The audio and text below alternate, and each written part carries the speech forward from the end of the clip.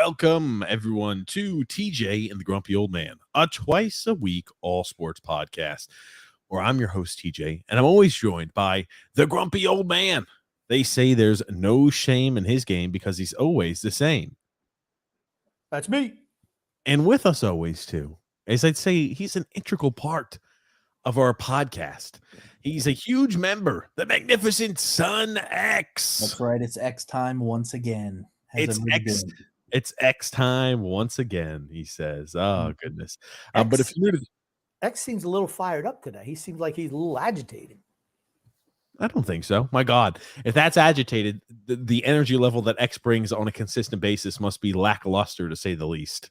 I was going to say something to you, TJ. I didn't send it to you, but I saw they just had a penalty in the Panthers Bears game for unnecessary roughness. Did you see the fine that DeAndre Swift was receiving for unnecessary roughness? Yeah, when you were over there taking freaking off weeks and not showing up. Okay, you guys already talked about that. No. Yeah, we've already looked at that. X. No, we didn't. No, we didn't. We did not. We absolutely did not. Grumpy seems to say that you didn't do it. Okay. We'll put it up today. A DeAndre Swift personal foul? Absolutely not. Yes, and got fined. Well, before you continue to just take things away, I do want to get through some few housekeeping items before you X and Grumpy start running this show amok. That's right, X. If you're new to the channel, welcome again. It's a twice-a-week all-sports podcast that takes place every single Thursday, 9 p.m. Eastern Standard Time, and every single Sunday, 8 p.m. Eastern Standard Time. So if you're new to the channel, there's a few things I ask you to do. I ask you to subscribe on YouTube so you don't miss out on any of the future content we release, and like the video. Hit the thumbs up because that helps the algorithm and lets us know you like the content that we're putting up. So make sure to hit the thumbs up button, ladies and gentlemen. Today, we've got quite a bit of NFL nuggets to talk about. We've got some college football playoffs action to discuss. There's been new managers appointed there for the Mets. We're going to talk about that. Oh, goodness gracious. The fans, they are unhappy. There's a walk of shame, apparently, from Bill Belichick. I don't know. We'll look at it. We've got some Cam Newton back into the news. We've got here Deion Sanders talking about his college team there, the Colorado Buffaloes. We're going to talk about that. And we're going to talk about Pokemon card trading business gone wrong. Pokemon card trading entrepreneur Blake Martinez's business gone amok, and he finds his way back into the NFL. What an oxymoron that sounds like. But we've got quite a few things to talk about here today. Number one being, I guess, X, we could start off with the little fine that DeAndre Swift got. I know that's something you seem passionate about. X has got passionate about something. I figured we'll let him take a run with this. I'm like, what the hell is going on with the NFL? Offensive guys now for running people over are getting fines? You might as well just make the shit two-hand touch. It's because he lowered his head on impact. But, I don't know. I don't give a shit. That's a penalty. I don't care. That was a penalty, and he got fined for it. It was a fine. That's, I think, the issue. It's because he lowers his helmet like that, and he makes the shit out of the guy. Is what happened. I have no problem with anything. You know what? It's like all sports where it's like, oh, we can't do this, we can't be physical, can't hit here. Hey, buddy, you should just go ahead and get your ass stuck by the safety in the future. Just let them hit the shit out of each other. Let them play hard football. I don't care. They understand the ramifications that are involved with playing football. It's like saying, oh, UFC fighting. Well, we know we're going to be punching each other in the face and trying to force submissions or knock the opponent out. We're going to play 3 rounds. We're going to beat the living hell out of each other, but we've got to have more rules. We can't go ahead and you can't punch people when they're not looking. You can't go ahead and try to get an arm bar and break a guy's arm. We can't do certain things. Man, just let them play. You know what I think it is? I think they're losing viewership and money this year, so they got to recoup those losses by finding the players.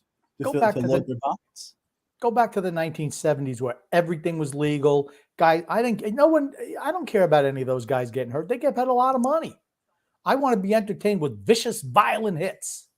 That's what makes the game fun to watch. I hate to say it. Not the tweeters. Not the tweeters got him. The tweeters got him. Before we start jumping into our topics, X, what comments do we have loaded in already? Let's look at some of these comments that X has got put up over here. Joseph C., Grumpy Old Man. I love the way my Rangers are playing without their top defenseman and Nosa Sturkin. I say that, and they'll probably lose this tonight despite being up 3-1. Well, I can tell you what, The Islanders didn't win it tonight. I knew that was a loss. That was Already. I had already put that one in granite. They were losing to Boston. Lafreniere had a really shitty night of 1 goal and 2 assists against the Minnesota Wild. I heard that those Ranger fans from the head Lamanite number 1, Ranger fans want Lafreniere gone. He's terrible. Get rid of him. He's 20. What is he? 20 years old? 21 years old? I mean, you don't give away guys like that. Only the Islanders do.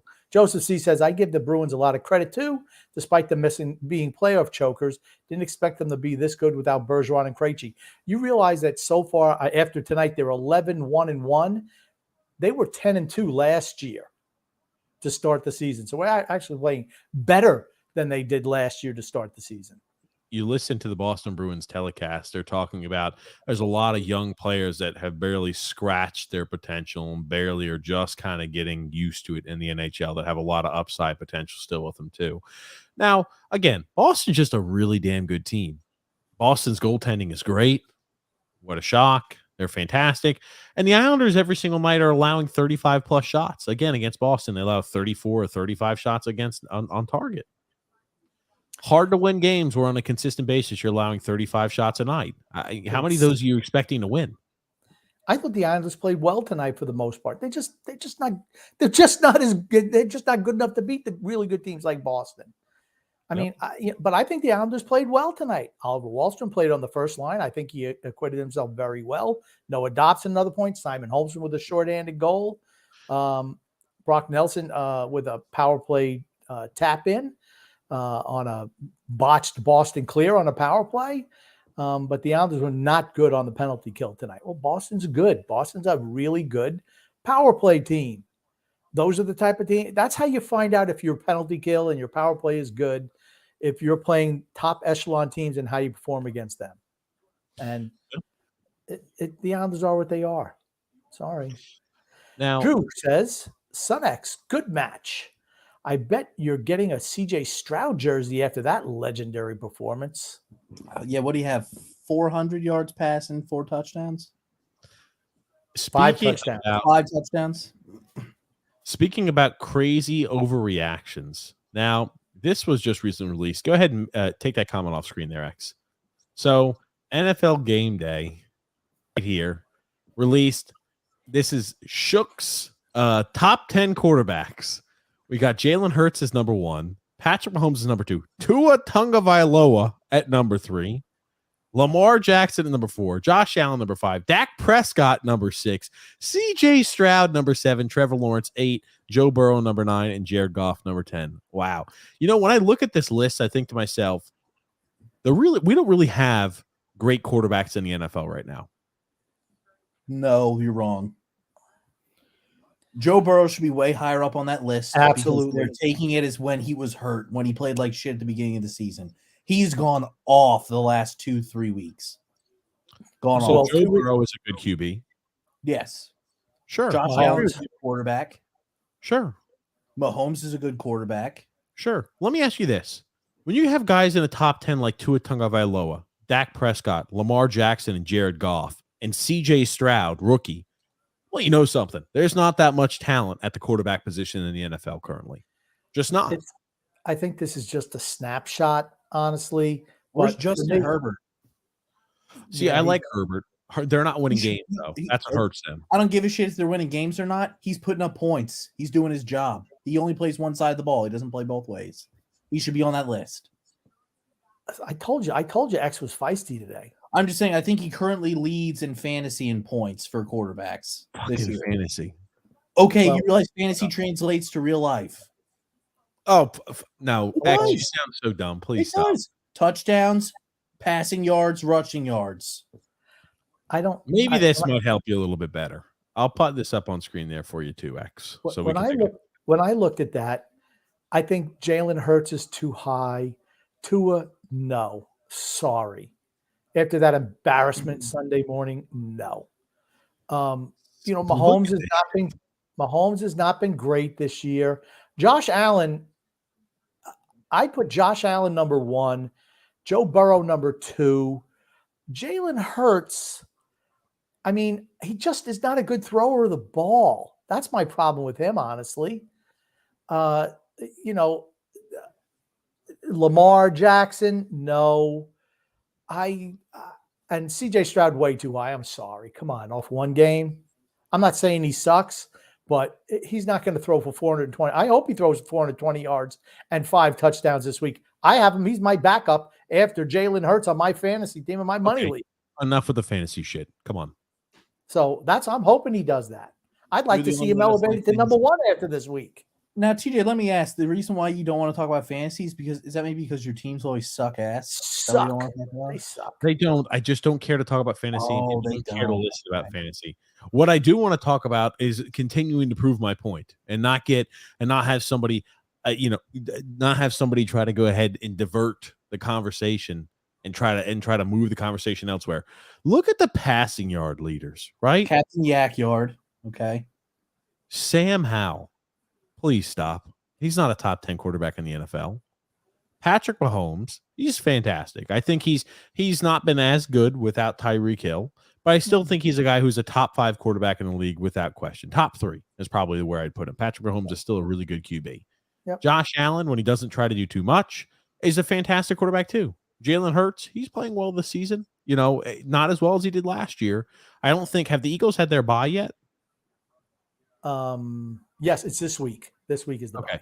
Gotcha. So the yards will be a little lower after you guys throw. Kirk Cousins is out for the season. CJ Stroud. Just think real quick about Kirk Cousins, though. He's been out for 2 weeks now, right? Is it 2 weeks? He was having a hell of a season. Yep. No, this is 1 week. 2 weeks or 1 week.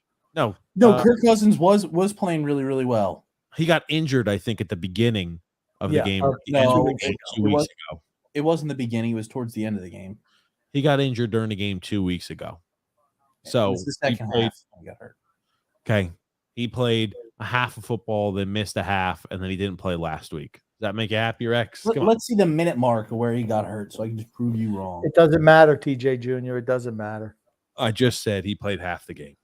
Is that not enough there, X? That's played CJ Stroud, Jared Goff, Derek Carr, Matthew Stafford, Brock Purdy. Justin Herbert's lower down there on the list. Dak Prescott, Lamar Jackson, Trevor Lawrence. The guys that should be taking the steps and should be the faces of the league have all underperformed this year. You also have to put in consideration some teams have had buys where other teams have not. I understand that. But also, a lot of those players play for teams who have running games, a more balanced attack. Sam Howell's always throwing the ball because they're trailing all the time. I mean, Lamar Jackson, he runs half the time. Dak Prescott, only the last couple of weeks has he put big passing yards with CeeDee Lamb finally taking off this year. Dak Prescott's not a good quarterback. Dak Prescott's not a good QB. I'm saying the faces of the league, right? Patrick Mahomes, Josh Allen, Jalen Hurts, those guys have played well so far this season. I'm not putting Stroud as a face of the league, but then you start looking at somebody. Herbert should be one of those guys who's a face of the league. Lamar Jackson should be one of those guys. Trevor Lawrence should be one of those guys. Joe Burrow. I'm just saying it's not been a great year. You look at how many quarterbacks are really just not off to great starts. I'm sorry. I just think it's a down year it's a downtime year for QBs. That's all. My opinion. Downtime. I think it has to do with the fact that the game is tightened up a little bit. You're not seeing the wide open offense has been more defensive this year than it has in the past. I also think it has to do with injuries. Look at how many guys have gone out this year. There's injuries every year, X. I'm just saying it seems like there's a lot of injuries this season. Why so condescending to X's point of view, TJ? Because I don't know. There's always injuries, X. Okay. You're acting like this year is like we're having an anomaly. We have never had injuries before, and now we've got injuries. We've had anomaly for ligament tears. For sure we have this year. ACL, how many Achilles tears have you seen this year? Okay, we've seen a lot less. We've seen a lot less ACL and MCL tears. We have injuries. Injuries are injuries, and they're consistent. They're always there. Come on. I'm just saying this. I think the league quarterback play is down. That's it. I do not. Guys who Joe Burrow has not played well this year. Besides last week, last 2 weeks. Hurt. Okay, guess what? Hurt, not hurt, playing, not playing. Guess what? Kirk Cousins can't play because he's hurt. Aaron Rodgers can't play because he's hurt. And because Joe Burrow was playing like shit because he's hurt, it still means he's playing poorly. He was limited. He was limited. He's healthy now. Now that he can move, look at how much better he's played. I mean, now he hasn't had any mobility all year till after he got the bye week. Finally healed up, and now I think by the end of the year he might be the best quarterback in the league. I like Joe Burrow. I think he's. I do too. He hasn't played that well though this season. Injury or not, has he played well? Has he played at the Joe Burrow standard? Joe Burrow's expectations, he's a top 5 quarterback in the NFL. Has he played as a top 5 quarterback from the beginning of the year to this week? Has he played as a top 5 quarterback? The answer is no. I don't know what's so tough about that. I'll say he has in the last 2 weeks because he's healthy. How about the entire season? We're not just doing a 2-week quarter, 2-week mark. Okay, so when he plays like a top 5 quarterback for a majority of the season, then what? Great. I hope he plays like a top 5 quarterback. At this point, he has not. As of the last 2 weeks, he has. Holy shit. Hey, 2 weeks. Hey, if we just ignore the games do we live in the present or do we live in the past? If we just were why ignoring are you living in the past, TJ? Do we live in the present or do we live in the past? I mean, if we were ignoring the games where Tua played teams with winning records, Tua would be the best quarterback in the history of the game. Okay, we're not trying to go ahead and take limited sample size to prove a point. All I'm saying is this year he's not been a top 5 quarterback. The expectation is he would. Trevor Lawrence is supposed to be a guy who is top 10 no matter what quarterback. He's fantastic. He's going to take the next step. He hasn't done that this year. He's not had any injuries. Okay, guys who are supposed to take the step haven't done that. Okay, but look at Jacksonville has a really balanced attack. Their running attack is really good. He doesn't have to throw the ball all the time. They're 6-2. I mean, it's not like they're 1-8. They're 6-2, and he's been good this year. Yeah, you're crazy. You know what matters? Getting in the playoffs. They have a balanced attack. He played this year. That phenomenal quarterback. Well, he sucks. He blows. I didn't even see him on the list. There is no list he's on. He's been. Just like other quarterbacks, he's had multiple weeks where he's been injured, unable to play. He's on a shit list because he sucks. And he's got tiny little hands. That's very true. I'll say this here. Quarterback play has been down. Quarterbacks have not played well so far this season. No. Yeah, you go, all you want. They haven't. Yep. Anyway, we'll disagree. But it's all because the NFL doesn't let teams practice anymore. I don't think it's anything to do with that. I think that quarterbacks have it. We went through a real renaissance in the golden age of quarterbacks. Think about what quarterbacks were 10 years ago. Think about how many guys who were first ballot Hall of Fame quarterbacks that were on team after team after team. You had guys like Brady. You had guys like Peyton Manning. You had guys like Phillip Rivers. You had guys like Matt Ryan. You had so many. You had Eli. I'm not a huge Eli guy, but you had Eli. You had so many really good. Ben Roethlisberger. So many first ballot, unbelievably talented quarterbacks. We don't have that right now. That's what I'm saying. It's not what it used to be. That's it. Drew Brees too. The thing is, exactly. And I'm sure, right, if we took a second or two more, we could find another guy who's like, holy shit, that's another outstanding quarterback that I just totally forgot because there were so many of them. Right now, we don't have that. I'm not saying, right, guys don't pick up their play later on in the season, or maybe this is just a bad year for the quarterback. Just saying it's not as good as years past. That's it. I don't think there's anything wrong with that. It's just the truth. Okay. And who were the dominant quarterbacks last year that were just so much better than everybody else? I'd say there's maybe like 5 that were really good last year.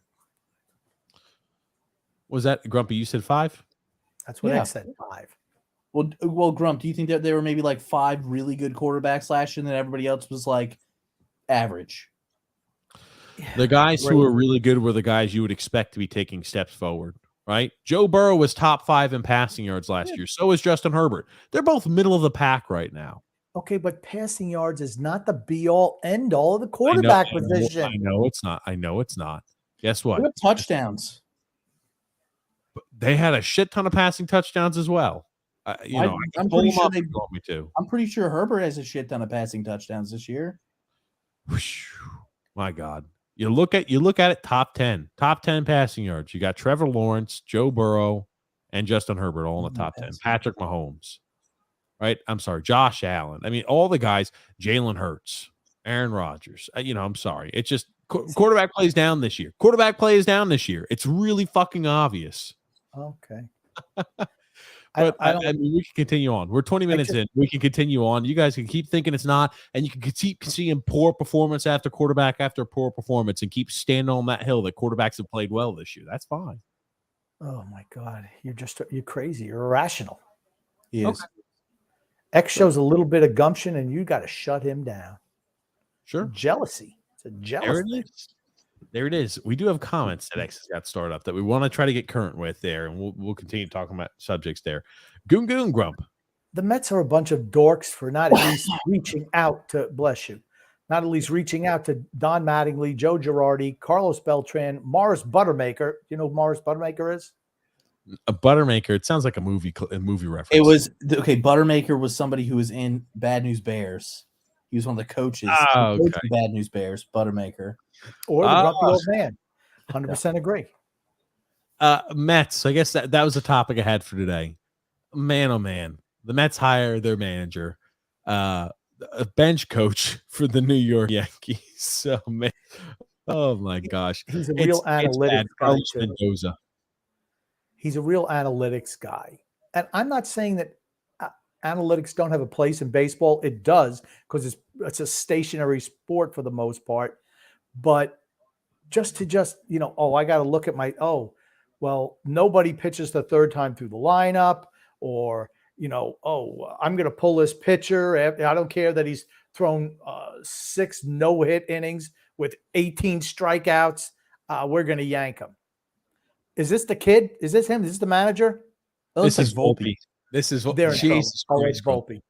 Volpe Volpe has a few thoughts. I just wanted to bring up what a few members of the Yankees organization were saying, because Brian Cashman spoke very highly of him. And if anything Brian Cashman says, it's usually you do the inverse. You do the opposite. So if Brian Cashman says we like him, 2 thumbs up, you've got a real bad option there for you. I just wanted to, for the Mets fans out there, I'm a Mets fan. I do have a few clips there regarding the new manager, or at least players, GM about the new manager. I absolutely want to hear that. But all I want to say is, you think maybe the Yankees wanted to get rid of him, and that's why they pumped him up? Yeah, could be. He's never been a manager. Anywhere. This is a veteran lineup the Mets have. This is not a young team. Craig Counsell. How many times will we keep on getting sold? Craig Counsell. Oh, it's going to happen. No. It's disappointing. It's disappointing for them. As a Mets fan, it's disappointing. Team, it's the wrong guy. It's the wrong guy they brought in. And how old is he, Mendoza? He's boy. young, right? The whole thing is, you have a veteran-laden roster with the Mets. It's like, and you're going to bring a kid in to be the manager. I just don't see how that works. He's very young. I don't think he's got any 43 years old. 43. Was he a player? I don't know. Maybe he was, but geez, I remember Ramiro Mendoza, for the Yankees, but I never heard of this guy. But let's hear the clips. I know that. I'll pull that up, Grumpy, and I'll. Well, you got one up already. Yeah, don't worry. Carlos Mendoza, we would see you before the game. What are the Mets getting with this new manager? Yeah, he's the best. We're definitely going to miss him.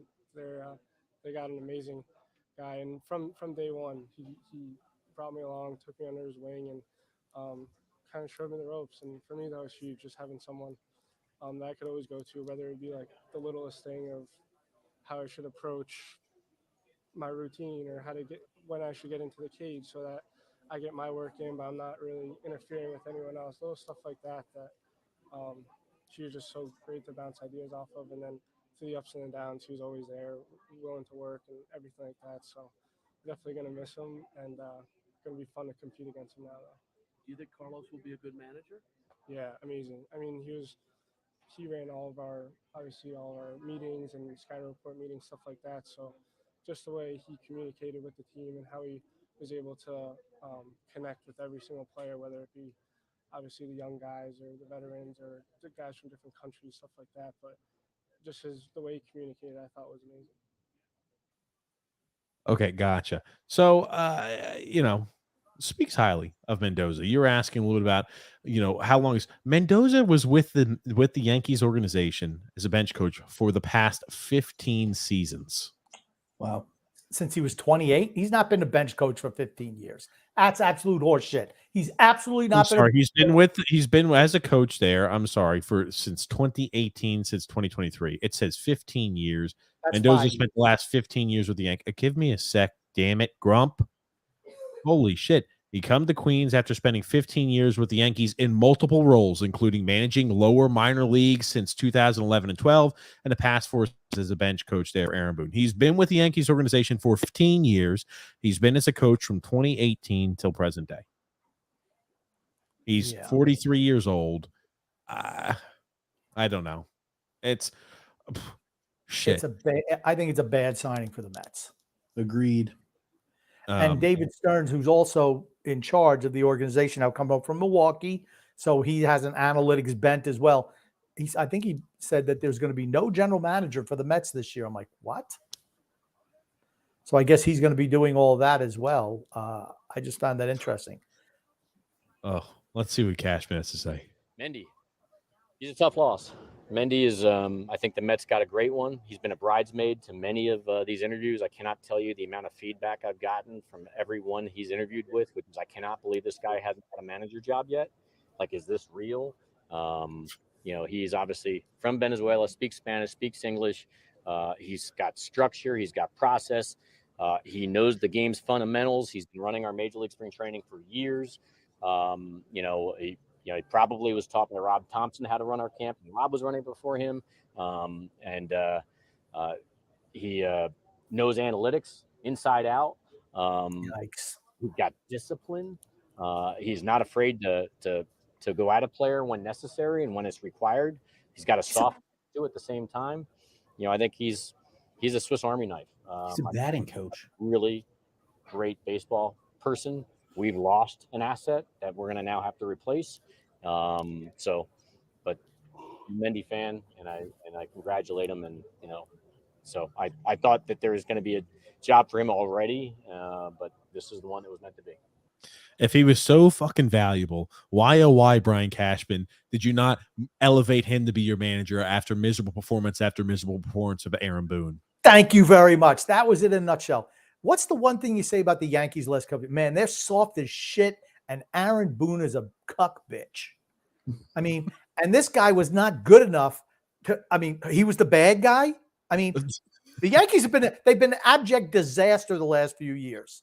And this guy, these things are great. You would think the Yankees were world champions. He's a great bench coach on a faltering Yankees team who believes in analytics and he believes in batting 200 and hitting 40 home runs a season is the way to try to win games. Holy shit. We see it's bad news for the Mets. Bad news ahead. Yep. Enjoy. I just think that they needed a veteran. They're a veteran-laden team. I hope it works out. I really do. But it's like a first-time manager with a veteran team. How's that going to work out?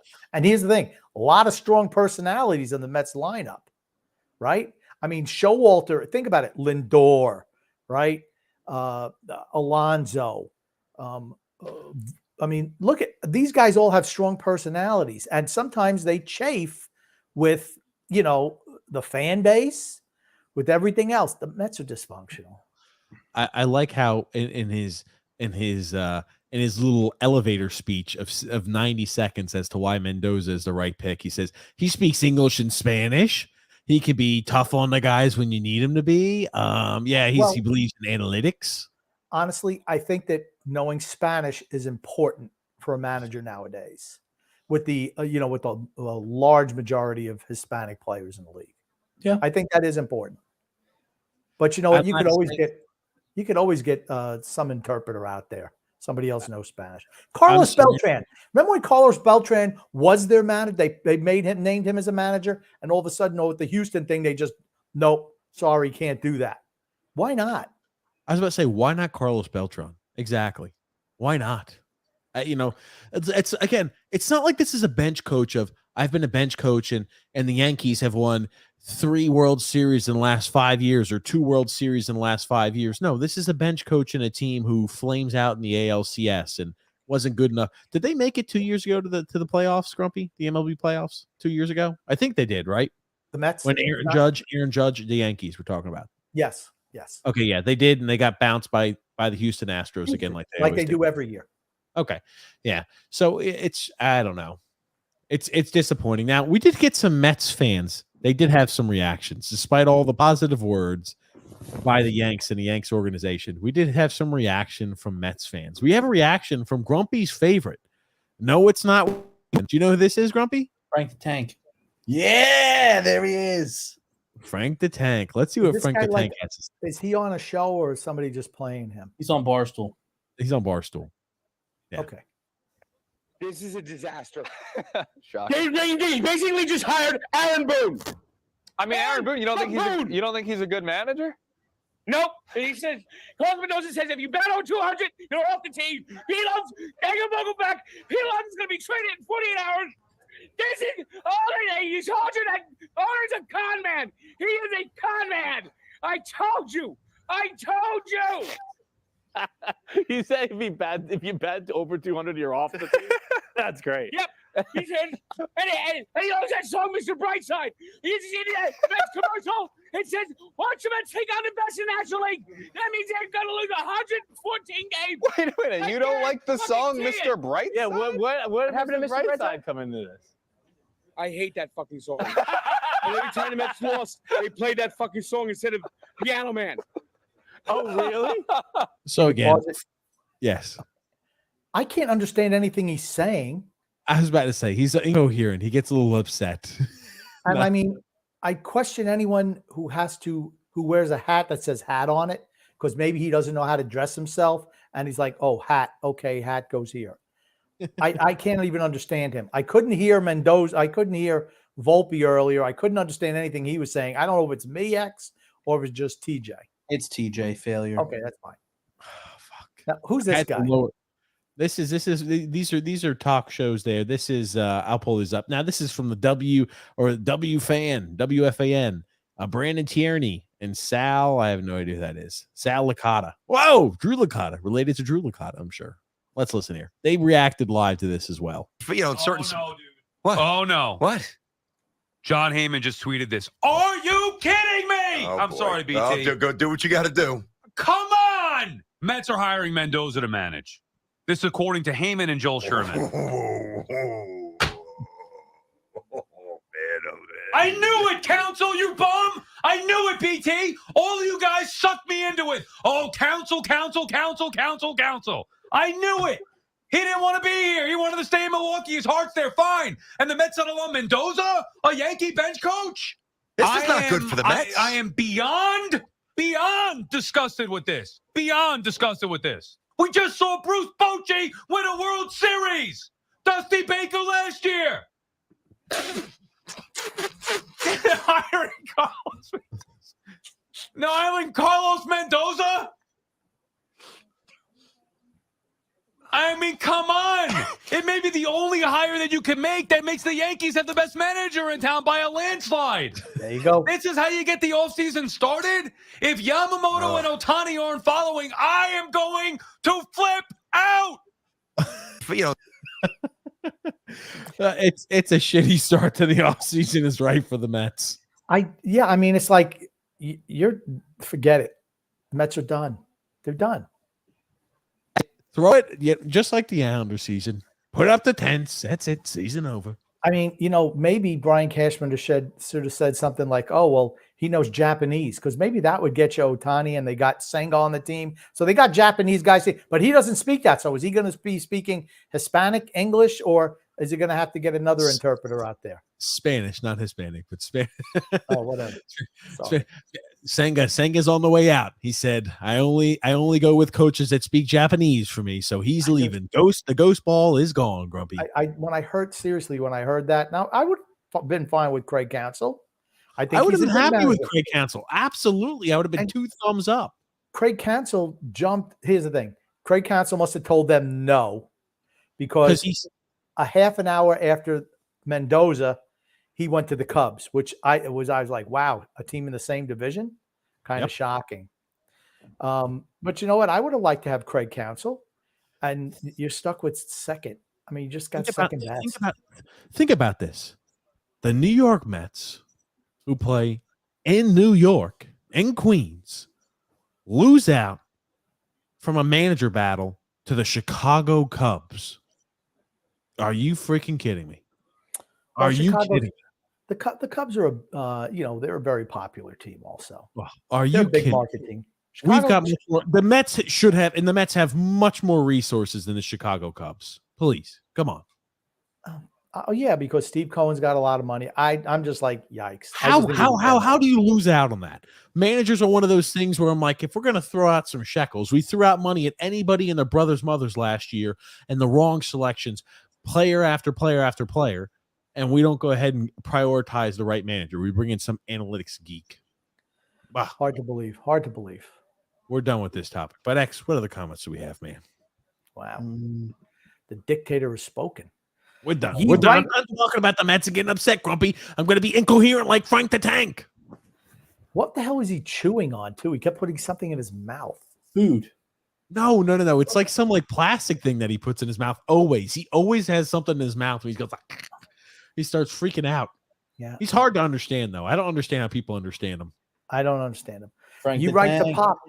You write to Pop says the Lamanites are so delusional. The Islanders simply suck. I don't think the Islanders suck. I think the issue is they're just an average team. When you play good teams with more talent, you're going to get beat if they come out and play because we're not talented enough. But I thought the Islanders played hard today against Boston.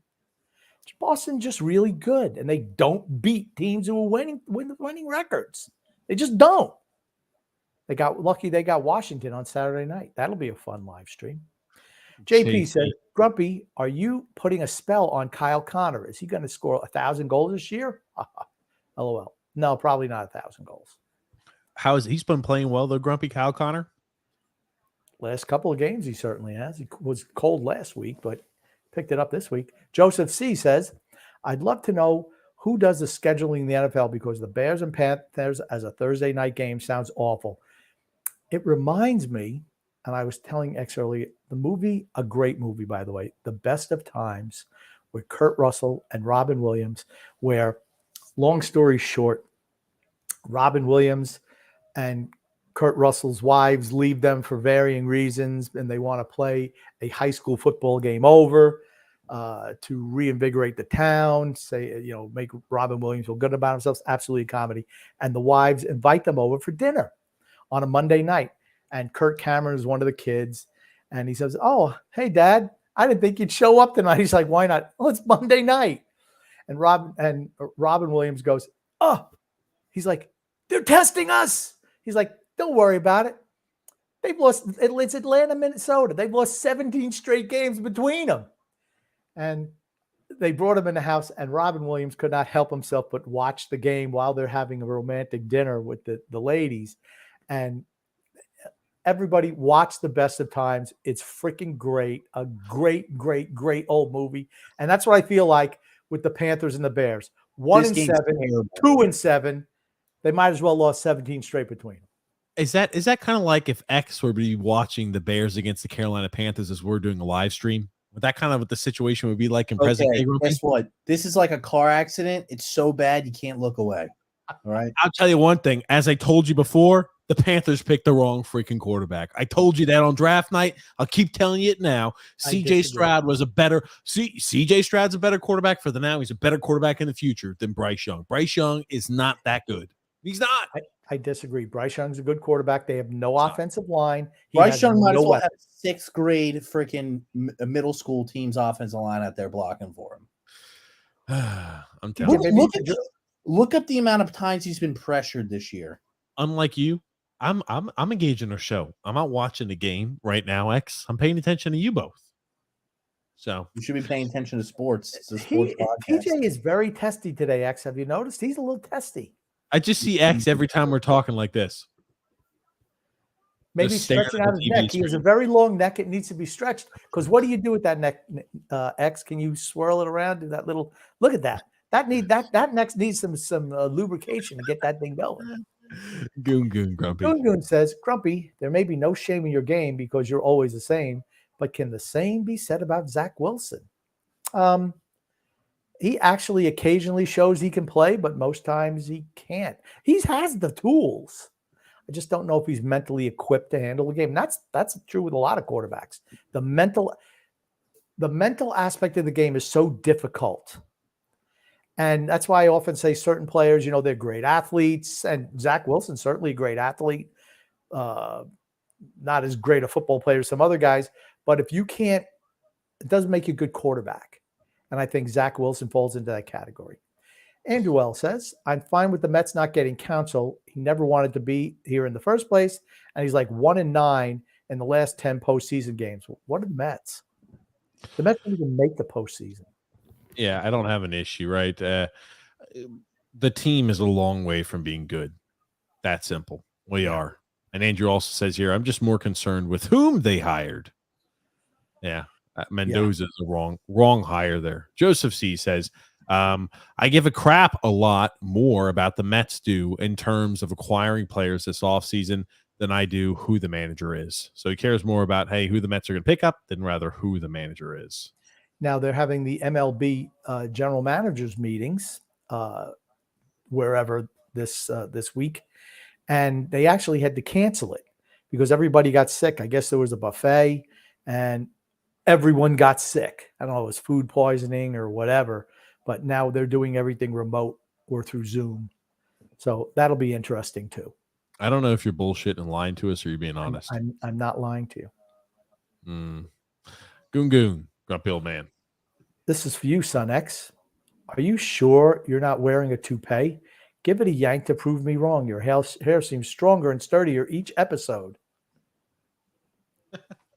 We're not going to ask TJ to do that. It would all fall out. Yeah, sure it would. Clumps. Hey, TJ, can you just rub your scalp for us so we know it's real? Oh, yeah, it's real. Oh, he's got scoliosis. Oh. There it is. It's real. Drew says, maybe you should go with the rug then. Drew says, by the way, I don't know if you heard it is now clear Arthur Smith drafted Bijan to use as a decoy. Yes, he said those words. I can't believe that. I'll have to look that up. I'm not sure I buy that either. Next comment, X.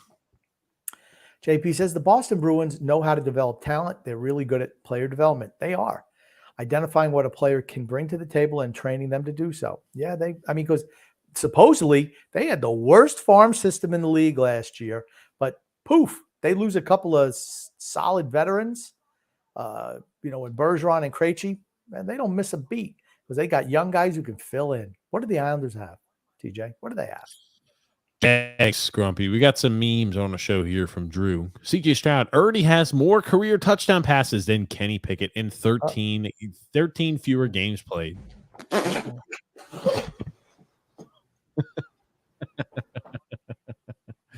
Oh, man. And it says the Jets defense. Oh, God. This ought to be good. I didn't do shit. I love this one. My part. I'm doing my part. I'm doing my part. I didn't do fucking shit. The Jets offense not doing shit. I like that one. Okay, let's. Oof, man, that's loud as hell. This one says here the Falcons, after trading up for Caleb Williams and making him play fullback. My God, I saw FB and I'm like, you can't possibly mean fullback. Fullback's not even really a position in the NFL anymore. To block for Jonnu Smith and tight end rounds. End arounds. End up now and face the sun. Yeah, I don't know. They're not going to go ahead and get him. Come on. I mean, Williams, right? Is it a shock that our boy Kyler Murray, he's back and playing. He's healthy. He's back and playing for the Arizona Cardinals, baby. He's ready to go ahead and help that team be a spot to where they're not going to be the first overall selection. Isn't that? I saw they had memes out. They said Kyler Murray is very upset the fact that they reactivated him 3 days before the new Call of Duty releases. That's a good one. Everyone other than TJ when it comes to Kenny Pickett. Oh, God. He's on a shit list because he sucks. And he's got tiny little hands. I'll say this here. Quarterback play has been. There it is. Keep enjoying. You know what? Just sit there with your shitty hands on. Drew says, as an Islanders fan, that wants the best for the future. I hope this team after the West Coast trip is 5-10-3. Yikes. Wow, that'd be bad. Season's over. We talk about attendance problems for the team already. Ooh, could you imagine starting off 5-10-3? Ooh. If you're 5-10-3 after 18 games, your season's over. It's over. I agree. Gungan says, can I get an amen regarding the belief that either the Jets' backup quarterbacks could score more points than Zachary and make us proud? Am I wondering aloud? Zach Wilson, I don't know. I don't know. He's not the answer. He shows moments. Let me ask you a question. Let me ask you a question. In the Monday night game, you show Aaron Rodgers was out there throwing on the field before the game. Do you think he should be doing that to show, hey, I'm out here throwing the ball? Or should he be doing that behind closed doors at the training facility as opposed to doing it, out there? Is he trying to say, hey, look at me? I don't care. Well, I just think. Why does it matter that he's out there throwing, Grumpy? If you can throw, all quarterbacks are out there throwing. Come on. He's on the IR. Okay. He's not ready to come back. I just think he should do that on the side. You're working to get back. You shouldn't come out on Monday night. It's not the first time he's done it. This is the second week in a row. He's out there throwing before games. Zach Wilson needs to be out there throwing before games, not Aaron Rodgers. Okay, Zach Wilson does throw before games too, Grumpy. Come on. Please. Teacher, I just want to bring something up here. Interesting fact that they posted on this game over here. It says notable overall number 1 picks, active QBs through their first 7 starts. They have Bryce Young, who's 1-6. Trevor Lawrence was 1-6. Joe Burrow was 1-5-1. Jared Goff was 0-7, and Matt Stafford was 1-6. Are we just trying to cherry pick certain quarterbacks who've struggled as a QB starting out in the league? I can tell you one thing. Stats are stats. Guess what? I've seen that kid play. Bryce Young is not it. You go to really really bad teams, your record's not going to be good. True. I'm not concerned really about the record. I'm concerned with what I see from him, and I don't see much. You haven't even seen him play. I have. You have not seen him play. I've seen him. How have you seen him play? Yeah, Zipperhead. How have you seen him play? By watching him on fucking TV, X. That's how. TV? When? What do you mean, what TV? The TV that's in my house, X. How do you get those games? Yeah, how do you get those games? I watched them on the internet, X. On the internet. What really? site do you have YouTube? Do you have Is this 20 fucking 1 question? Is this 21 Q? Because you're full of shit dust. We know. Yeah, I'm not full of shit dust. You know what? I'll just be proven right again on another quarterback. You just sit here and just anytime I'm talking quarterbacks, just start fucking breaking out a notepad and start taking notes. Hey, I'm just gonna say Will Levis, number 1 overall pick in the draft, and he freaking showed out. That's all I'm gonna say. That's right, X. Will Levis. New Will Levis, number 1 pick overall. Number 1 quarterback for the Tennessee Titans. I will tell you, he's definitely got some of the right tools. I have better quarterback takes than you do. He's got the tools. I have better quarterback takes than you do, TJ. You do not, X. You think that Bryce Young sucks? You're wrong. You think Kenny Pickett's good? You're wrong. I think Kenny Pickett's okay. He sucks. Don't mischaracterize. I think he's okay. I think he's an average quarterback in the NFL. Average. I'd rather have Mason Rudolph starting than him. Is there Mason Rudolph even in the league anymore? It's Mitch Trubisky, but that's a good try. It was Mitch Trubisky. Okay. I didn't know if Mason Rudolph was still on their team or not. Get with the program, X. That's all I got to say. Look them. Next comment. Drew L. Okay. Herbert was number 11 on that list. And yes, fantasy equals reality. Son X is one smart MF. Oh, my God. The losers, the fantasy guys. Jesus. Joseph C. Grump. Joseph C. says the Jets need to just focus on next season. I know they're in the race at 4-4, but this offense is just awful. They're going 7-10 again, probably. I mean, I don't know. Their defense has been pretty stellar. But I mean, they are not great offensively. They're just their defense is damn good. Their defense is definitely playoff caliber, if not one of those, right? Like they're top 5 defense in the league. I like the Jets defense. Them getting Breece Hall back has helped them out a lot on offense. True. The issue with that all is just, can they buy and can they win enough games before Rodgers is back? That's my thing. They're Aaron Rodgers away from being a really freaking good team. It's the truth.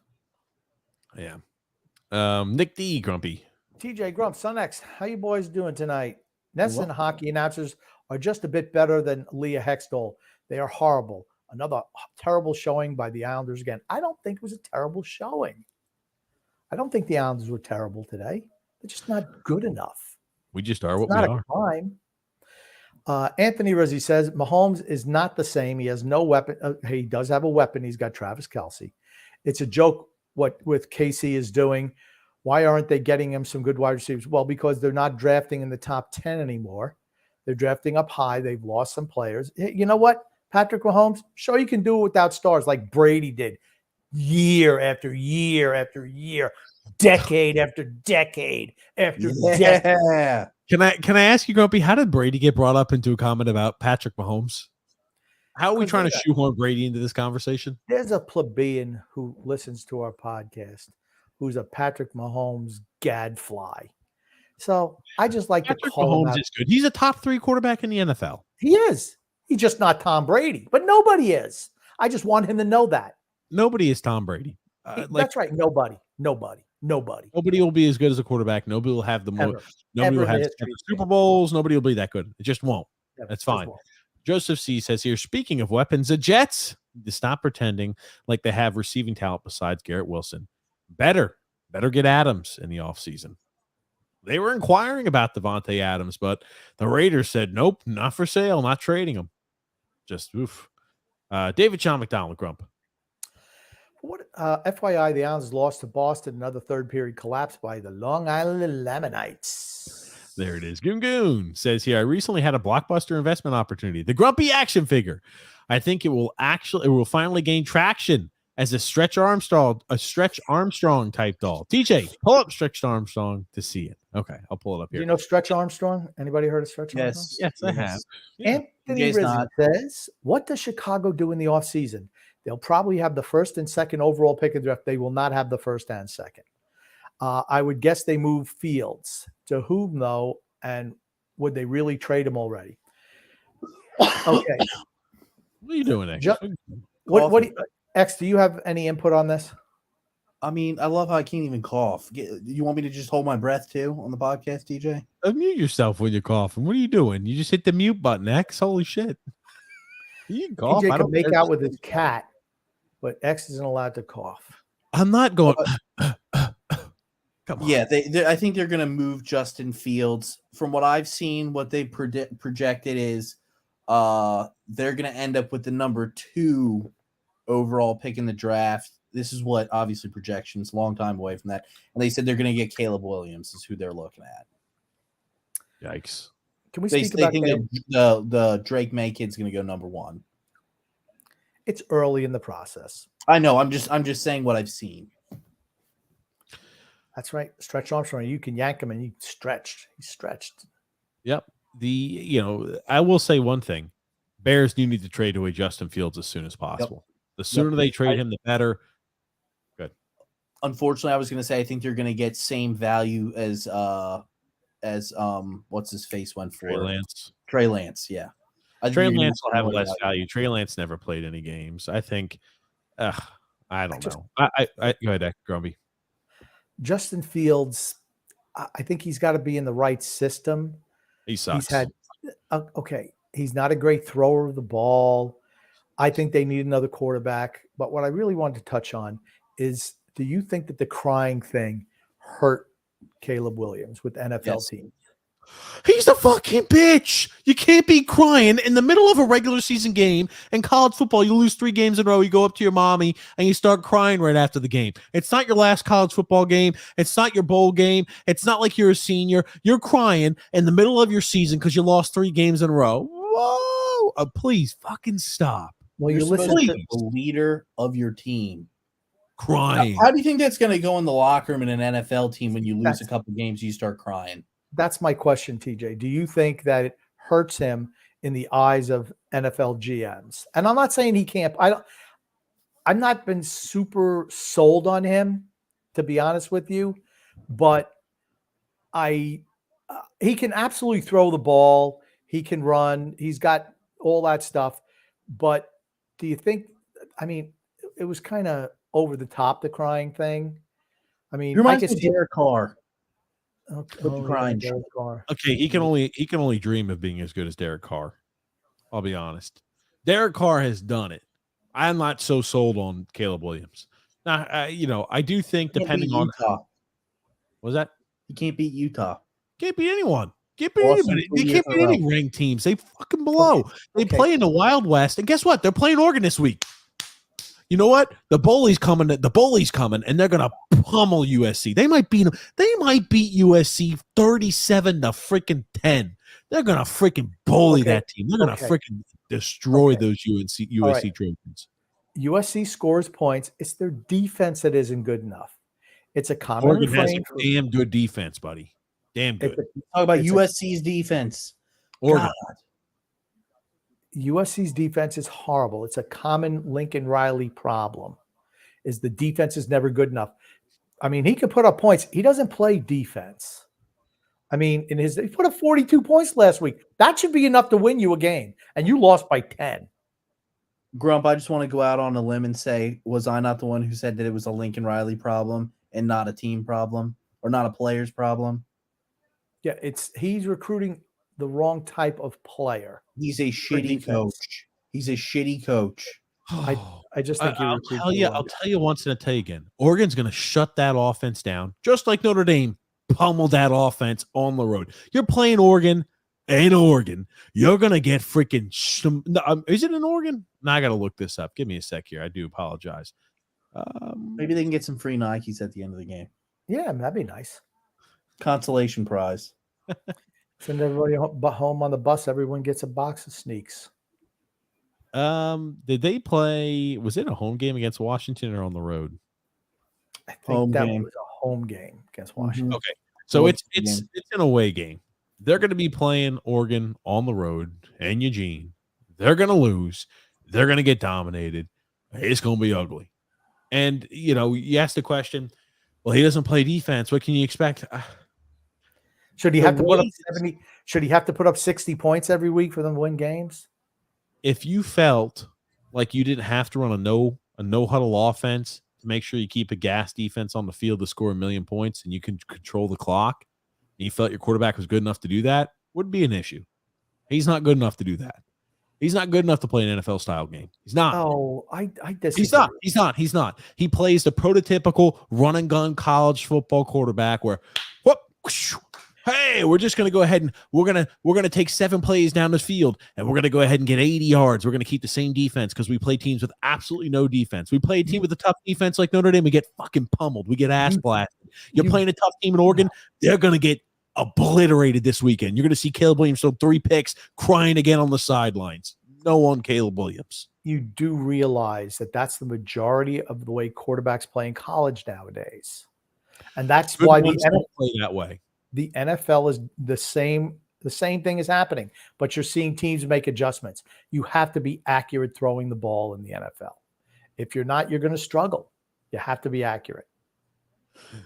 There's another comment. We'll move on from that. Freedom Fund Adventure's got the next comment here, and I laughed. I chuckled at this one. Grumpy, Freedom Fund Adventure. Well. The prodigal son X has returned. If you want some of that cash that Grumpy creates, you might want to show up.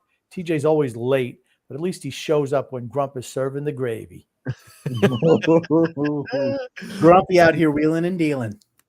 Goon says Kraken's Jordan Eberle hospitalized after suffering a deep cut from escape blade. I think we dodged a bullet. Good for him. We talked about that last night. Anthony Rizzi says, is Herbert overrated? I know the coach is horrible, but he's got enough talent around him to put up much better numbers. He's not calling the plays. He's not calling the plays. That dope on the sideline, Staley and Kellen Moore. I'm going to tell you what. You look at Kellen Moore, I don't think he and Staley are on the same page. Staley's a shitty coach. He just is. He is. What's up, Frank? He says, hey, what's up, Big Three? You go, Freedom Fun Adventure. I am a well-known member of Team Grumpy, but thus far, TJ is greater than X. Hope you all rested from all your time off, Sizzle Chest. Sizzle chest. What's sizzle chest? I don't know. I assume that's me or X. I don't know. Goon says here, Mayfield sucks to teat. He's always seems responsible for goal surrendering trick or not treat. Fuck, I screwed it up. God almighty, you non-reading bastard. I know. I got Halloween on the mind. Frank says, "Hey Grumpy, your guy Holmstrom plays pretty good with Jean-Gabriel Pageau. What do you think, Grumpy old man? And by the way, he scored another goal." We talked about that last night as well. I think he's done an admirable job on the third line. He's a third line player. Nothing wrong with that. Just don't try to make him anything more than he is, which is a third line hack. He's a jag. He's a jag. Third line player. That's what he is. You don't want your first round picks turning into third liners. That doesn't help you in the long run. Johnny Mac says, Grump, I'm so pissed at Tua throwing ducks to open wide receivers. Why, yikes. And fumbling snaps causing teams losses is so frustrating. Yeah, he's not the answer, John. I hate to tell you that. Tua Tonga eye blower. And hey, he's got the second most passing yards in the NFL right now, whatever it is. Yeah, well, that's what happens when you throw the ball to Tyreek Hill and let him run for 50 yards every pass. When you're playing Denver and Carolina. Oh, well, hold on. We know one Giants. team that couldn't beat Denver. Yep. That's right. Kansas City. Drew L. Honestly, Trevor Lawrence hasn't lived up to the hype. His play has been subpar at best this year. They're 6-2. They're 6-2. They're a team that has a really a lot of points. They're not scoring a lot of points. They're not scoring a lot of points, Grump. Don't snap your fingers at me. What you doing, huh, Grumpy? I got the same text message you did. Let's keep on Grumpy. Come on now. Trevor Lawrence is the real deal. That I offense. love it. Jacksonville's a good team. They're 6-2. I mean, they're half a game behind Kansas City for best record in the AFC. And they've beaten teams with winning records. They've beaten teams with winning record. They're not the Miami, the Guppies. They're not the Guppies. The Bubble Guppies. Johnny Mack says, done with Bama quarterbacks at the NFL level. Think of how many of them failed. It's the same thing with USC quarterbacks. Guess what? Your boy, Caleb Williams. What do you mean? My God. Look at how many quarterbacks come from USC, get drafted high, falter. Same thing with Bama QB. Same shit. Oh, you're ridiculous. What do you mean I'm ridiculous? That Tell me was the last time Sam Darnold was drafted. How many years ago was that? That was the last high draft pick from a USC quarterback. How many years Who ago else? was that? Mark 6, Sanchez 7? was also Mark USC. Sanchez, Matt Mark Leinart. Mark Sanchez is like 13, 14 years ago. That's true. Okay. I mean, it's not Is like it a every coincidence? single year they're having a USC quarterback get drafted in the top 10. It's just not the case. Caleb Williams is going to fucking suck, Grump. That's Well, simple. technically, Caleb Williams is an Oklahoma product as well. That's true. He's Freedom played Fund more Adventure years says- at USC than Oklahoma. He has. Freedom Fund Adventure says, I'm going to give Holmstrom credit for his improved play. You should. Islanders better figure out a way to get rid of Lee. He looks done. He absolutely looks finished. You want to know who else looks finished? Brad Marchand. Yes, I think he looked horrible. I think Anders Lee is a good human and has been a good Isles, but it's over. It absolutely is. He's done. I thought Brad He was- Marchand, I'm glad you mentioned that. Marchand looked awful tonight. They benched Engvall, and it didn't matter. Engvall sucks too. He should have been benched, Phil. What? Oh, no. Johnny Mack says, War Eagle Grump. 6th win Saturday versus Pig Suey. There it is. Arkansas has lost how many games by like one score this year? They've lost a lot by close margins. Yeah, it's like, I mean, I think their record is like 2-6 or something like that, but they lose a lot of close games. A lot of teams in college. That's the thing. In college football, when you're like, I feel like it's frustrating when you lose games by close margins because you're like, shit, if this play went different, if that went different, if this really boneheaded blunder was different, we win that game. When you're getting blown out, it's like, I don't even have to worry about watching. Whatever, we have no chance. But when you're losing games close every single game, it's like, fuck. As A a play fan, here or that's- there, it's like a play here or there makes a big difference. When you get wiped out, it's like, well, no shot. Frank from Empire State says, was that the Jerky Boys Freedom? I believe so. I played the CD for my daughter. She was confused. I don't know what that means. I don't know. Maybe there's some music playing. Drew says, looks like the Yankees are running it back with Cashman and Boone. They are. The Yankees are nothing for the Yankees. You can bet them not to do anything next year. Yep. I'm not watching them again this year. No need to waste my time. Absolutely. They're a team, another team that just just in a state of just total disarray. I say it, I'll say it again. I've said it 100 times. The old man must be rolling over his grave, seeing how the Hal Steinbrenner has just freaking let this franchise just fall into mediocrity. You go Aaron, from he never would. George Steinbrenner never would have hired the cuck to be a manager. I'm just gonna tell you that right. and if he did hire him, he would have been gone after one season. His He ass never would would have hired him. A softy like that, a wimp, no way. I will say this much. You talk about really the image of the Yankees. The Yankees used to be the team in baseball. The team. Yankees, perennial winners. Win. Always World Series contenders every single season. Not like that anymore. They should have Not like traded that at all. Aaron Boone while they had a chance. Just like I said. Isn't it sad though? You get to a spot to where you're already dejected. The season hasn't even started. It's an awful feeling. It really, as a fan, it's an awful feeling. Grumpy, it's Mendoza, not Mendoza. Mendoza. I like Mendoza better. Wow, did Engvall get benched? Yes, he did, Robert Marshall. He did. After that calamitous circle, taking the circle line around the ice out there and get stripped for the game-winning goal, ba-boom, he got benched. Robert Marshall said, Lane said we had a conversation. LOL. Holy shit. Phil sucks. Sachs flipped a shit. He said, we need to fire Lane Lambert. He was so pissed off at Lane Lambert for benching his boy, Pierre Engvall, today. He sucks. Sorry. Drew L. Sounds like that 7-year deal for Pierre Engvall is working out great. Thanks, Lou, for another great contract. You don't sign Jags. You don't sign bottom 6 guys to 7-year extensions. Don't do it. Just don't do it. 2 years. Bottom 6 guys, 2 years tops. That's all you need them for. Joseph C. says a lot of baseball people have talked highly about Mendoza. I don't think it will be a bad hire. Stearns is the de facto GM until next year. What does it say about this year? We're just punting it. Well, we're not worried about this year. It tells me. God, the effing analytics. Screw the analytics, says Drew. And Lane's not too happy. Just interviewed after the game. He sat Engvall. TJ, put up that post-game interview. Ooh, we might have to try to do something. I don't know. We'll have to. I might try to find that here in a second if we get time. David Sean McDonald says maybe LOL Mets or Los Mets. It's got to be the colors. Blue, white, and orange.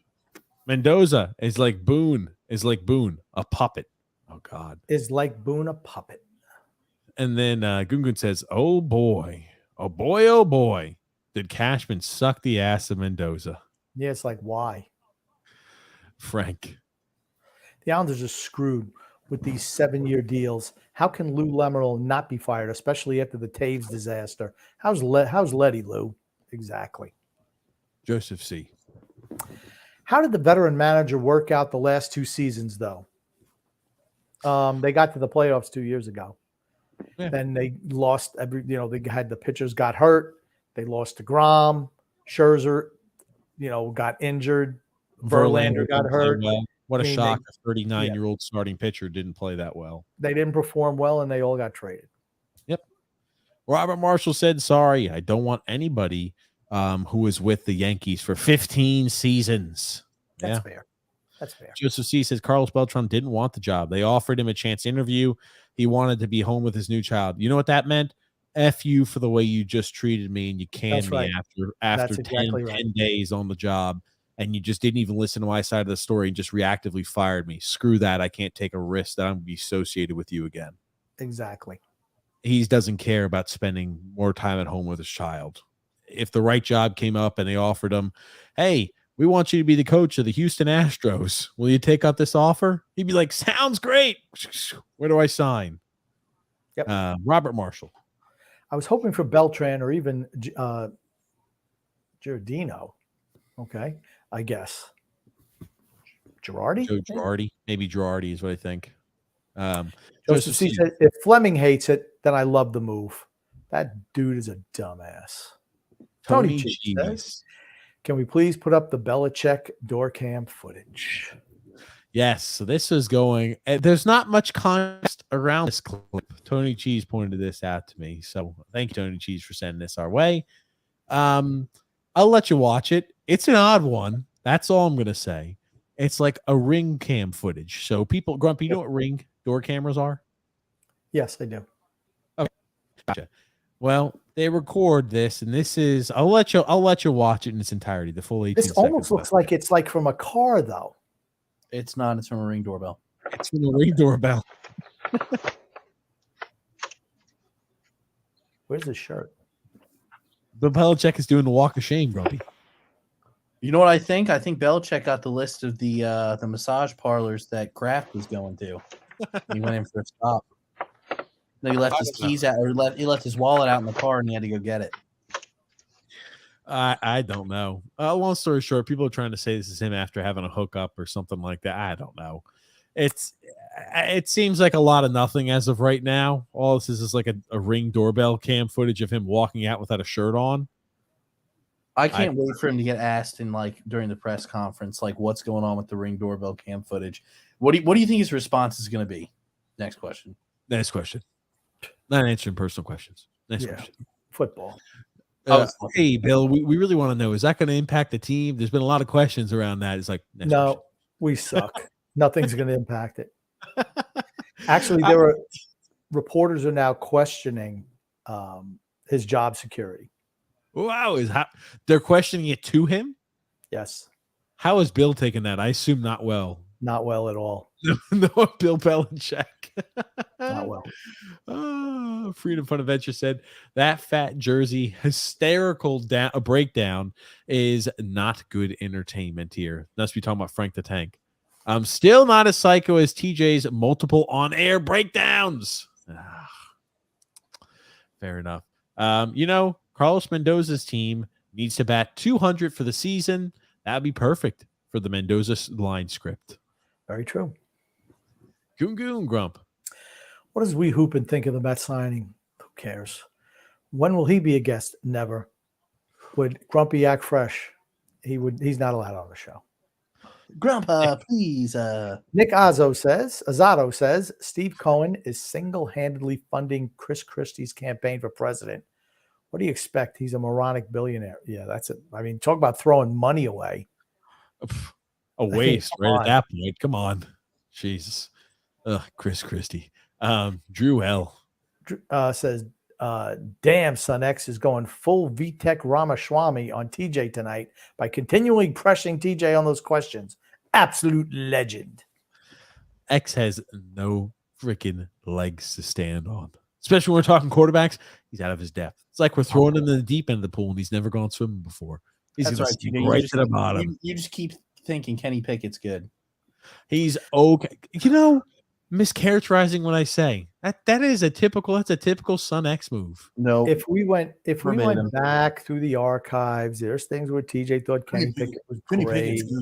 He's absolutely watch it again. I never said he's great. You freaking top 10 quarterback. He saw the fake slide and immediately just Kenny. Hey guys, guess what? Kenny Pickett and the Steelers keep winning football games, and that's all that matters. It doesn't matter how many yards they're thrown for, right, Grump? Same line of bullshit I'm hearing from Trevor Lawrence from your ass. Same shit for Kenny Pickett. You see how we can use that selectively to try to push narratives when there's a really dumb. What's Pittsburgh's record? What's Pittsburgh's record? Pittsburgh's record? They got a winning record. Are they 6-2? No, I don't know. What are the Steelers' record? Not 6. I don't know. You just said they have a winning record. They do have a winning record. You not know what their record is, but you know that they have a winning record? I'm not a Pittsburgh Steelers fan. That's correct. They're 5-3. 5-3, so not 6-2. Who have they beaten this year? Tougher schedule than that freaking easy ass. I'm playing the Houston Texans and the Indianapolis Colts. Okay, the Steelers have played some tough teams. Who they beat that's tough?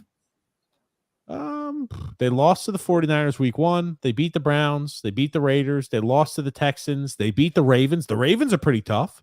They beat the Rams. They lost to the Jags. They beat the Titans.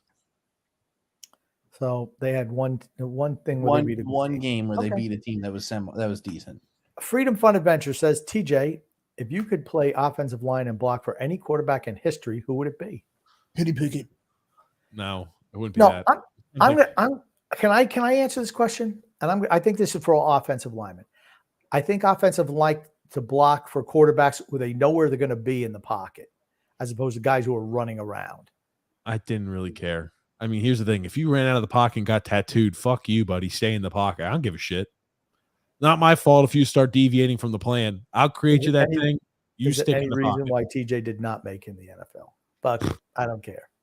Would Do you your help? job, Would you I'll assist, do would you mine. assist the defensive lineman in tackling your quarterback when he left the pocket? When I did, you know what I did actually? He left. Fuck him. I'm going after him. I'm chasing him down. I'm hawking him down. When they were blitzing, actually, I usually kind of I let them go past and I pushed them as hard as I could to get them extra momentum so they could go ahead and get a personal foul penalty for driving the quarterback into the ground. So back to the question: who would you want to block for and why? I don't care. Tom Brady. The answer is Tom Brady is the answer. Tom Brady. That'd be cool just to be there on snap. But the greatest quarterback of all time. Patrick What Mahomes. if you were I the wanna give him center? the greatest quarterback of all time? Patrick What if you were Mahomes. the center and Tom Brady gave you a little tap on the bum and was like, "Hi." Woo-hoo. Look There'd at be a wet spot. There'd be a wet spot. Grumpy's jollies going. There'd be a wet spot in the front of TJ's uniform. No, Grumpy. I'm not you, Grumpy. You'd splooge Freedom- your pants. Let's calm Freedom- down, all right, buddy? Freedom Fun Adventure says. Could you TJ imagine? Hold on. Could you imagine really quickly, like if Grumpy knew he was under center or that Tom Brady was under center? Could you? Could you imagine? I'd imagine him like he couldn't fucking focus on anything but. You know Tom. what would happen? He'd be looking back, talking to Brady the whole time, and he'd be like, "Dude, look forward and snap the fucking ball." That's what he says. I wonder, Grumpy, have you ever met Tom Brady before? No. Oh my God! Could you imagine? Could you imagine? Let me ask you this, Grumpy. If this was a scenario, had to be this. In order to meet Tom Brady, you had an hour-long dinner with Tom Brady, but Wee Hoopin also had to be there at this meeting. Would you do this? And you Yes. communicate because through Brady honestly, through Wee Hoopin. Absolutely, I So would. Brady Absolutely, can't I hear would. you. You have to talk to Wee Hoopin, who messages it to Brady, and Brady is like playing telephone. Like you guys don't speak the same language. You've got to communicate through Wee Hoopin. Would you do that to be in the same So room? wait, with I Tom don't get Brady? to talk with Brady. I got to talk to Wee Hoopin. Yes. Then no. No, absolutely. Really? not. I figure Grumpy just seeing him be like, Because here's the thing: you Brady. tell us something like something intelligent to a goof like that, he's going to mess it up. Well, here's my thing, Grump. What would you say if Wee Hoopin had to be in the same room as you and Brady? What would you That's talk to fine. Brady about? That's fine because Brady would just talk to me. He's like, "Who's that demented little piece of shit in the corner over there?" I'm like, "Yeah, that's right, TB12. Believe you me, I know. I That's, knew that's that was the going to future. happen. That's the future of America." I knew Grump was going to say some shit like that. Yeah, let's leave this fucking moron out of here and let's just talk me and you. Grumpy, what would your topic of conversation be with you and TB12? You're on. I imagine you're going like run me through the mind like you're going on a date with TB12, Grumpy old man, to get dinner. What Russell, would it's be not your a first date. topic of conversation, Grumpy? It's a date. It's not a date. That's not a date. Oh my What would your God. first topic of conversation be? I'd Grumpy? crack some jokes. He'd fall in love. He'd probably make me his manager. That's Grump what would he'd say, say. I'm ready for you to butter these biscuits. That's what Or Grump maybe would I take over. Maybe I take over the guy who does his podcast with him, Jim Let Gray. me ask you this, Grumpy. Where are you going to eat dinner? Where if you've got to take him out, it's your treat. Where are you taking TB12 out to dinner, Grump? He makes so much more money than I do. He's taking me out to dinner. No, you in this scenario taking TB12 out. Where are you taking him to dinner, Grump? Longhorn Steakhouse. Yeah, why not? What the heck? I was gonna say McDonald's, but no. Hey, that's Guy's a that's fucking Calvin health freak. Johnson. You think he's going to That's Calvin McDonald's? Johnson, Grump. I That's cook him a Calvin meal at my house. That's all I do. It's Chad Ochocinco now. Be X. nice and relaxed. Oh, sorry. Hey, kick Grumpy, your feet what up. type of meal are you cooking at your place? You mean the warden is cooking you dinner? Is what you mean to say? You don't think I know how to cook? Grump- I know Grumpy's you don't know how ringing to up- cook, but I do. Grumpy's ringing up the order. The warden's whipping it up. Grumpy, putting frozen pizzas in a little microwave and putting chicken tenders in the air fryer. It's not making dinner. Grumpy, I mean, come on. I just really want a serious answer where you take him out to eat. Grumpy is a skilled chef. I wonder where Grumpy would, I wonder if like Grumpy would be if he would shoot for like someplace high end, or Grumpy would be like the normal Longhorn Steakhouse. I feel like Grumpy would do the Longhorn Steakhouse because it'd be more low key. People would probably, I feel like Tom Brady's a pretty recognizable guy. He is. Yeah. I don't know. Longhorn Steakhouse. Would you whip him up? Grumpy would whip him up some special grape drink too. Oh man, that would be good. Yeah, that would be good. Okay, there it is. Freedom We just need to get Tom TJ Brady's next. agent on the phone. TJ next. What are you planning on getting Grumpy for Christmas this year? It better be good. Most dads would have abandoned you two at a fire station. I think we're gonna get him a one-on-one meeting with our boy Tom Brady, as well as we hooping. I think that's got to be the Christmas gift, right, X? How much do you think it would be to cost to fly Tom Brady out to go visit Grumpy? To fly Tom Brady out to go visit Grumpy, I don't think we make enough money to have that happen, DJ. I don't think Tom Brady is doing personal appearances in people's homes. Maybe if every one of the subscribers on the Islanders Never Say Die podcast donated $3 million apiece, we could maybe get him to come see Grump. Oh, come on. TB12 For a personal appearance? I mean, you probably at much least less have than to that. offer him $10 million, at least. Oh, come on. Next comment, please. Good Goons is here. TJ and Son X, please share some standout Halloween and Thanksgiving memories. Back as younger, more innocent men. Oh, I got one. Go ahead. Well, I got two. So there was one time when I was younger, we went trick-or-treating, and there was this old guy. He was on his porch in like a monkey costume, and I thought it was just like a statue, and I went up there to go like ring the door to get candy. That guy scared the daylights out of me. I screamed and like ran away. And there was another time we were running, and I didn't realize that there was like a cliff, kind of like drop-off thing. And I was running in my little costume, and I just completely ate it. Those are my two Halloween memories. I don't really, the only thing I remember from Halloween, Eating all your candy and my candy. I remember once we were watching some sort of movie. I remember eating sugar sticks. Those are good, like the little sugar sticks. And you have like the Hulk on them or like a Marvel character, and it just be literally like a piece of sugar that's like in the form of a stick that you'd eat. I remember the time period, X. Do you remember when the washing machine hose broke and it flooded the entire downstairs? And that was right around. Yes, it was. That was right around Halloween. Absolutely, Grumpy. Tell him that was right. That was right around Halloween, the first time the house flooded. I don't remember. I do remember. I remember, and you broke it. That's right. Fuck. I absolutely remember that was right around Halloween. I remember all of the fans that were going off when we went trick or treating. Absolutely, I remember that. Yes, that's what I remember from Halloween. Thanksgiving, they were fun when we were younger, playing like the football games. But that's about it. From Thanksgiving, Yeah, we'd always have a Thanksgiving football game in the backyard. Everyone play football. Yep, that was always fun. It's always good times. And then I just became too good and we stopped playing. No, And I was then way too good. Here's for the you. thing that TJ remembers the most: eating all the food. That's in both during both holidays. Yes. Oh, there you go. There you go. Oh, Frank, look at this. Look at Frank. Frank from Empire State says TJ's hair would be like the Charlie Brown Christmas tree. Yikes! Thank you, Frank. He must be in a very festive mood. Drew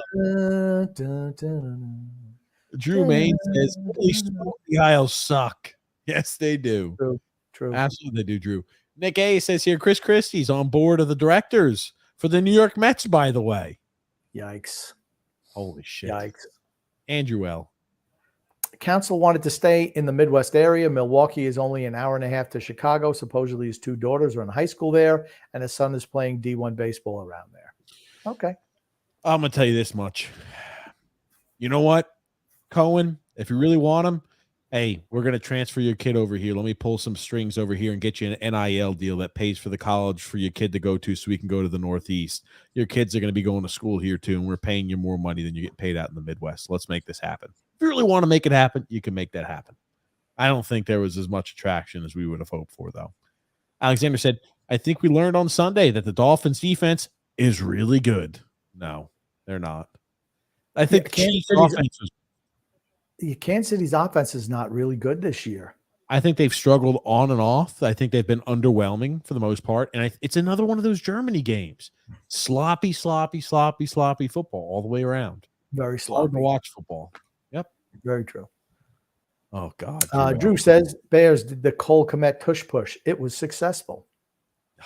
The tush push. Robert Marshall Grump. Yeah, both his sons played baseball in college, Michigan and Minnesota, I think he said. Sounds like they're playing in the Northeast now. That's what it sounds like. This is where you're going to be playing football. This is where you're going to be playing baseball, boys. That's the Goo-goo. Midwest. That's the Midwest, not the Northeast. Now you're going to Gungun be playing in the Northeast when you come to the Mets. That's all. Gungun said, will the Mets win another game in 2023? TJ, do you have to pee? They will. I think yes to both of those questions. Yes Yeah. and no. Drew L. Grumpy. TJ, your boy Miles Sanders was such a steal of a draft pick with his minus 0.5 fantasy points. Yeah, Miles Sanders, he doesn't have minus 0.5 fantasy points tonight, but I don't utilize him in a starting role. So Here's the thing. Here's the thing as to why he does not put up the points that he should. Every time the Panthers put him in the game, the other team knows he's getting the ball. Every single time. They don't even try and hide it. the Panthers are a shitty team. Frank Reich's a bad coach. And guess what? Bryce Young is not good. Terrible. Bryce Young's not a good QB. That's it. Frank says here, this whole podcast should be about how the hell can we get useless Andersley off of this team? I agree. Tony Cheese says, I'm surprised Grumpy's movie synopsises don't get the channel struck for copyright. Might as well play the movie. Yeah, there it is. Drew L. Grumpy. Funny thing was USC ain't making the college football playoffs. Also, I found out that Caleb Williams and Derek Carr have a thing in common. They cry when they lose games. That's right. USC. You missed that, X, last meeting. Or last meeting. You missed that last podcast, X. I was talking to Grumpy about how his very bold prediction of USC making the college football playoffs after 2 years. I don't know if it's going to happen. They've got 3 losses already and are unranked. I don't know if they're going to make the college football playoffs, Grumpy. They're limited. Wait. They're limited. They got somebody who can only produce Heisman Trophy winners but can't win a freaking playoff game or make the playoffs. You know what? Then I asked TJ, can you go out on a limb and make a bold prediction? He's like, yeah, the sun will come up tomorrow. I said my bold prediction was Oregon's making the college football playoffs this year. How bold is it? They're number 6. They're number 6 in the country. That's my bold prediction. I'm telling you. Drew L. Grumpy. Honestly, I think Frank Reich has a chance of being a one and done. He's terrible. Yes. He's terrible. Drew also says, by the way, I'll just flat out say it. I think Quentin Johnson is going to be a bust. He sucks. From TCU. He's a guy where it's, again, all of these wideouts. Look at all the wideouts that play in the Big 12. It's like they have all this space. The defense is freaking below. They create a little separation. They're just throwing and they're wide open. And it's like, great. Wow. He ran 80 yards for a touchdown. Like a lot of big receivers, he does not create a whole lot of separation. That's, I think, the issue for him at this point. You know, it's funny. They said that TCU team, the reason they went ahead and beat Michigan so badly that first game in the playoffs was because they knew that they were doing the sign stealing shit. So they went ahead and made like fake plays that were based off their old signs that they weren't using during the game. Thanks for joining us. We talked about that last show. You let me tell you something. Did you realize that guy from Michigan somehow got himself into the press box at one of the games? He was, with the coaches. Somehow he got himself. I mean, he's pretty ingenious. Yep. Hey, man, he's doing this all on his own with complete autonomy. And now they're saying it's tied in with Ohio State as well. Well, Ohio State does it too. Everyone does it. I mean, that's the one big thing is, do you think that this is Jim Harbaugh's last year at Michigan? He's had a lot of scandals this year. A lot of scandals. Well, with winning football games, so no. As JP long says, as winning, I think he'll be shape. Kyle Connor with a Hattie. I like that. I'll take that. JP. You put a spell on him. And Marshawn, he'll bounce back. Somehow Marshawn had 2 assists tonight. He didn't look good, though. He looks like he's finished. David Sean McDonald says our next 8 games are against shitty teams, but we'll end up 2-6. We might. Drew L. Lesson learned in sports. Don't let Nepo babies run a leadership position in sports. 99 times out of 100 ends in disasters. Freedom Point Adventure says, Grumpy, are you aware that you and X gang up on TJ? Absolutely, I am. Does Warden join in or defend TJ? She defends both of her boys. I know now why he turned out to be a rageaholic and seeks love and attention from cats. Actually, no. TJ's a freaking egomaniac. So, and he belittles Son X. So I got to stick up for X. Pathetic. David Sean McDonald says we should change the name to our team to the New York Jaganders. Jaganders. That's what we are. A bunch of Jags. Andrew says Carlos Beltran is a special assistant to Stearns right now. Beltran works for the Mets as an assistant GM to the Mets. Okay. I can't freaking stop laughing at the greatest coach in football ever leaving a shitty apartment in a freaking Southie. Milo Brownie, there she is, says the Sharks have their first win. Yay. Safe to say they'll get the first pick. Well, remember, it's a lottery. I know it's early, but is there a top prospect on the radar? I have no idea yet. Haven't even started looking at that.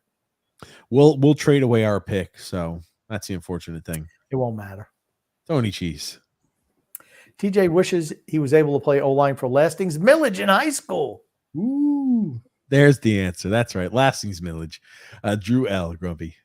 This podcast needs to get a sponsorship from Mr. Beast. Then you might be able to talk to Brady.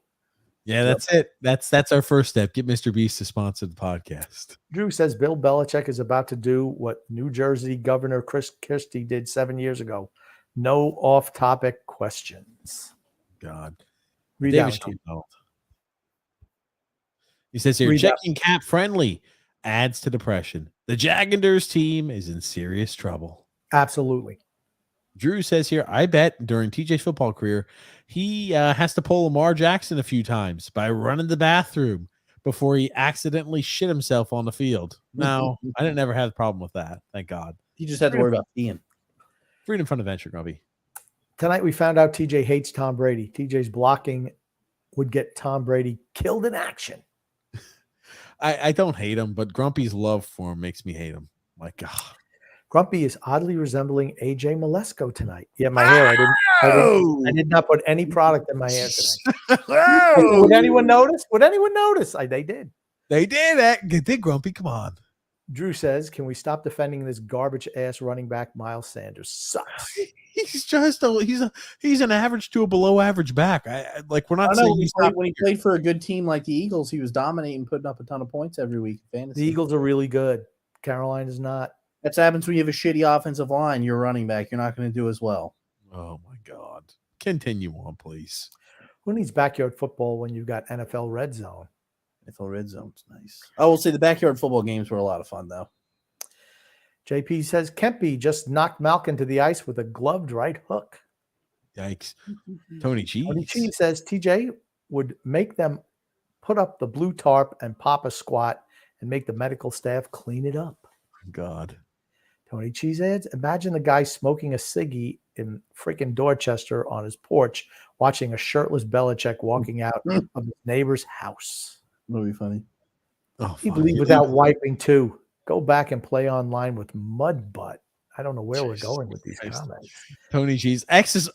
What are you How do these comments get put up? They have no. Well, they were talking. Okay, so they were talking about TJ having to poop himself, and they said he wouldn't have run off the field. He just would have shit himself out there on the field, and then he'd be playing O-line with mud butt.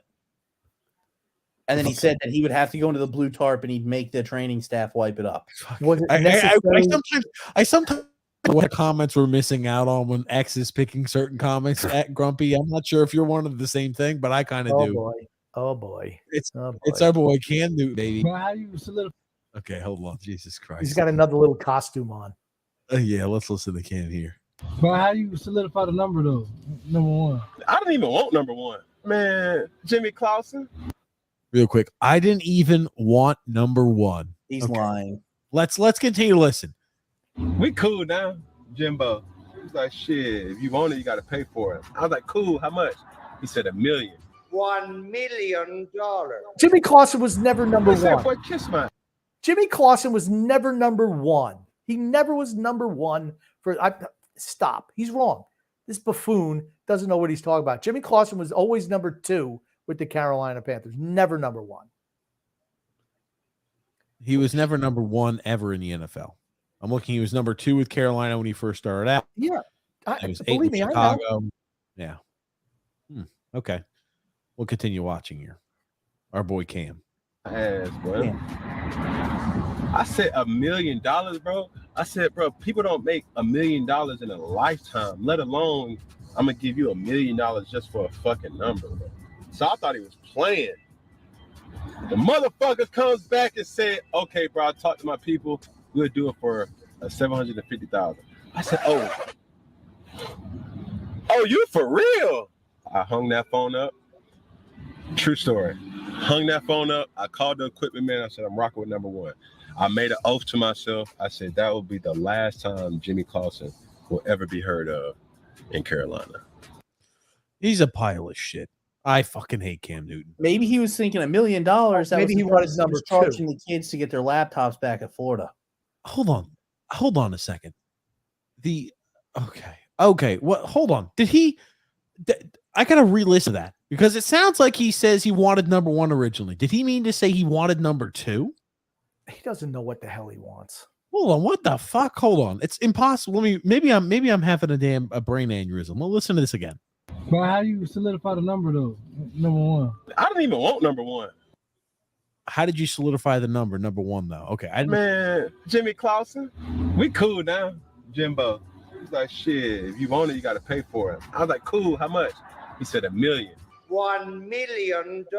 You know what it is? They edited it so unbelievably shitty to where it makes it, you perceive it like he wanted number 1. Whoever edited it did him a real disservice because Cam Newton's not the guy editing this, but he's talking about wanting jersey number 2. Okay, makes more sense now. I was very confused when I listened to this at first too. You shouldn't have to listen to a clip 2 or 3 times to understand what the hell's going on. So the clip guy's got to get better. I said, boy, kiss my ass, bro.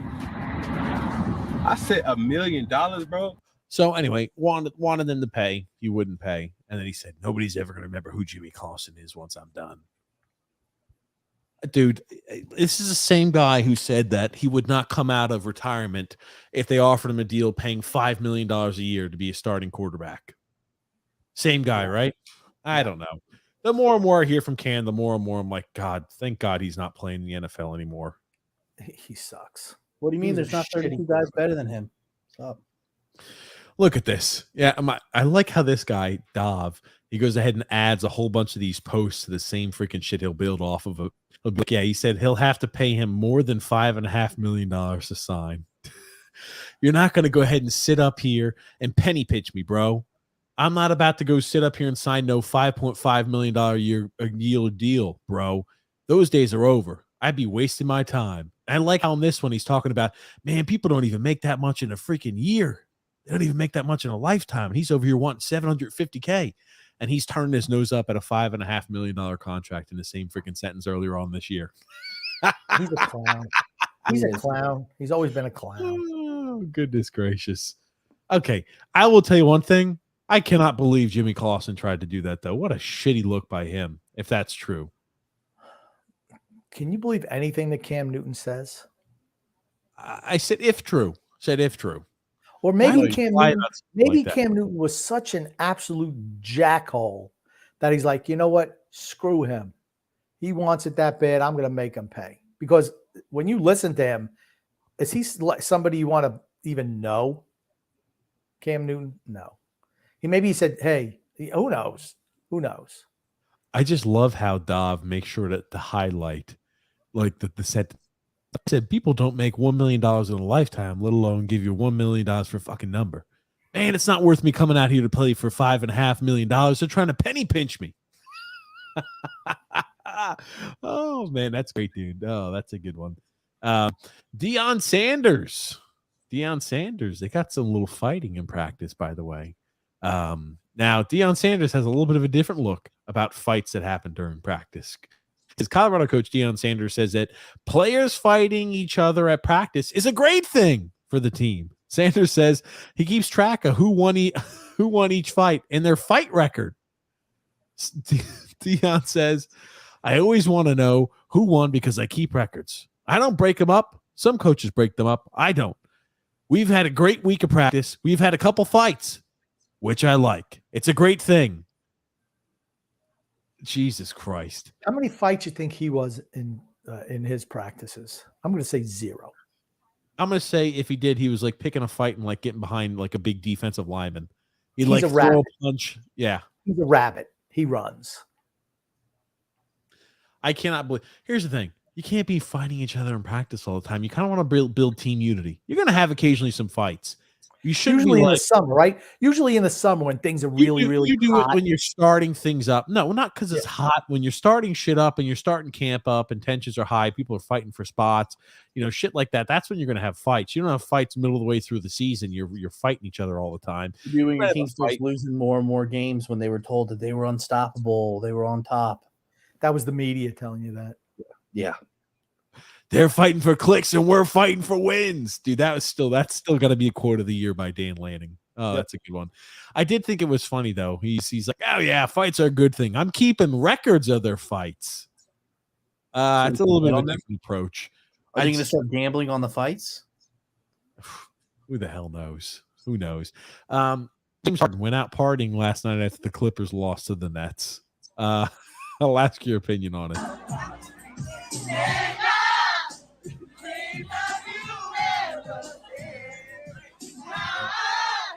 Is that Lizzo? It might be. No, is this Lizzo? Serious? I have no idea. Takes up the whole screen.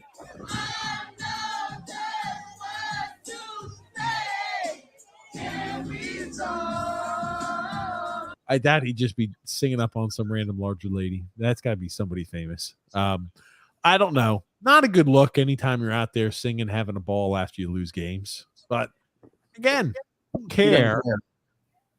Who do you get traded to? Trying to The remember. 76ers? No, the 76ers The traded him. Clippers. Oh, Clippers. They're already regretting that deal. Anybody who gets James Harden, same thing with like Russell Westbrook. It's always a big mistake. You're not happy with the result. Now, this is something I did want to talk about. Panthers signed Blake Martinez. Remember he walked away from the game in 2019? He retired. He was with the Giants retiring. I just know he wasn't playing anymore. He retired and went, and now he's got an alleged Pokemon scandal. Apparently he was, I don't know, selling packs and opening them up online, something like that, but he was like cheating how he was doing it. Long story short, he got banned from selling these little cards and all this money that he had spent on them. Who the hell knows? And he's joining back up with the NFL. I just thought the title of this is just a bizarre one. Carolina Panthers signed Blake Martinez this week as he returns to the NFL after alleged Pokemon scandal. What type of timeline are we in right now to where this is the headlines? I saw it and I had to post it. Oh, Okay. God. So, funny one, absolutely. And do we have any more comments that we want to go ahead and get through? Mr. Beast, the most overrated candy bar in the history of candy bars. Never tried it. Never have either. Yeah. Me neither. Drew says, in the words of Donald Trump, Jimmy Clausen just wanted a small loan of $1 million. Oh, gosh. Tony Cheese says, my favorite part of today's podcast is Son X explaining my mud butt joke. Jesus. And then Drew L says, by the way, I have a nickname for Shedeur Sanders for when he plays like trash once he gets to the NFL. Shittier Sanders. Shitter Sanders. Shitter Sanders. He won't make it. He won't make it. He's not good enough. He should stick around as long as he can in college and take all the NIL deals humanly possible. Isn't he a senior, though? Oh, is he? I thought the COVID year didn't count for anybody if you didn't want it to. I thought he was a senior. I don't know. He's not good enough. Sorry. Remember, man, he was killing it at the beginning of the year. He was killing it, grumpy old man. He is a junior. He's technically a good junior. enough. He's just not good. He's only thrown 3 interceptions this year. He's not good enough. I know he's not good enough. Damn. Okay, I didn't know his numbers. He absorbs sacks. He gets sacked a lot. He's been sacked 45 times this year. Yeah. My God. He's always getting sacked. What do you mean, Grump? That's the offensive line. He stands back there and stands back there and stands back. Do something. I always thought he'd be more athletic, being Dion's kid running out of the pocket. He's not capable of that. They've played 9 games and he's been sacked 45 times. Holy It's a lot shit. of time. It's a minimum of 5 times a game, and he probably wasn't getting sacked every game. Drew says the LA Clippers are a joke. They got their butts handed to them by my Knicks. There it is. There it is. We got He says, I guaranteed Deion Sanders retires from coaching once his kid gets to the NFL. I could see that maybe happening. Maybe. I think he has a younger kid though as well. So who knows if maybe he'll coach till the younger one's done. I don't know. I think they'll be better next year. I do. Sanders comes back. Okay, here's the thing. He's a good recruiter. People buy his shit hook, line, and sinker. He'll put a better team on the field. This is year one. They're 4-5 right now. I think they'll be a team that makes a bowl game next year. If they don't make one this year, they definitely make one next year. What's their record this year? 4-5. Ooh, they got to win 2 more games. Yep. And like you look at I'm trying to see here. I'm trying to see what their schedule looks like the remainder of the season. They've played a lot of tough teams, but it's like they just got done. They've lost 3 games in a row. They've lost 5 of their last 6 games. Oof. Not good. Yikes. Holy shit. I didn't know things were as bad as they were. Oof. But they've got Arizona, who's 6-3 upcoming. Oh, man. You think so? Yep. Okay. And I do want to see who else they've got here. Schedule, Arizona, and then they've got Arizona's 21st in the nation. What the fuck? Okay. Then they've got Washington State, and then they have Utah. They're not winning another game the rest of the year. Yep. They lose the last 2 games on the road. This is the last home game for them. They'll be 4-8. Got to win 6 to be eligible for bowl. Yep. And how many games did they win the year before? I think 3. Was it 0? I thought it was 0. No. I don't know how many. I thought they won 3 last year. I want to say maybe it's 2. I'll pull maybe it it's up. 1. Maybe it's 1. Yeah, 1-11. They were 1-11. 1-11. So they won 3 more games this year than they did the year before. To me, that's still a failed year. And those were the first 3 games of the year. I'll say this much. They've won 4 this year, but they've done a better job. They have. I think another year with him, you're going to see better results. He's a good recruiter. He's a hell of a recruiter. You're going to see a better team out there in Colorado next year. I'm not like a big Deion guy, but he does do certain things well. I think he's a shitty coach, great recruiter. Simple. Okay. But let's wrap things up here today, guys. Grumpy, Sunex, what do you want to say before we end the show here today? I want to say love and laughter to everyone who listens and even those who don't, from TJ, the grumpy old man, and Sunex.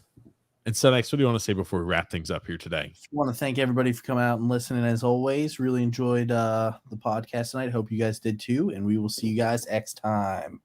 Thank you so much, everybody, for listening to the show. Thank you, Grumpy and Sunex. Thank you, the king of the comments, Sunex. Thank you, Grumpy Old Man, for being on here as always, bringing the life to the party. Thank you, everybody, for commenting in, sharing your thoughts and opinions there, and topics to discuss. We'll be live with you guys this Sunday, 8 p.m. Eastern Standard Time. Thanks so much, guys, for listening, and thank you, Grumpy and Sunex. My pleasure.